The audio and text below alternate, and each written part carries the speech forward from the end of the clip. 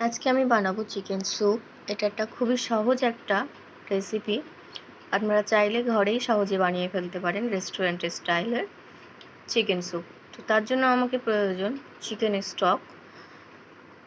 প্রথমেই আমি নিয়ে নেব কিছুটা কর্নফ্লোর এবং সেটা আমি জল দিয়ে ভালো করে গুলে নিয়ে এক সাইডে রেখে দেব।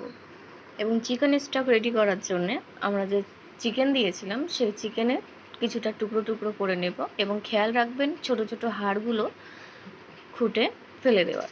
এবং চিকেন স্টকের মধ্যে আমরা সেই চিকেনগুলো দিয়ে দেবো এবং কর্নফ্লোরগুলো ধীরে ধীরে আমরা ঢেলে দেব কড়াইতে।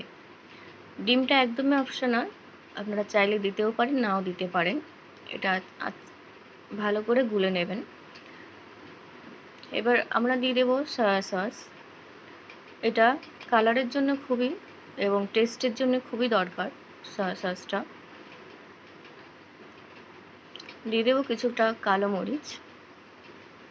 মরিচের পাউডার এবং কিছুটা যে গুলে রাখা যে ডিমটা ছিল সেটা ধীরে ধীরে আমরা কিন্তু দিয়ে দেব স্যুপটার মধ্যে। আমাদের স্যুপ কিন্তু একদমই রেডি এবং এটা দেখতেও যেমন সুন্দর হয়েছে, খেতেও কিন্তু ততটাই সুন্দর হয়েছিল, টেস্টি হয়েছিল।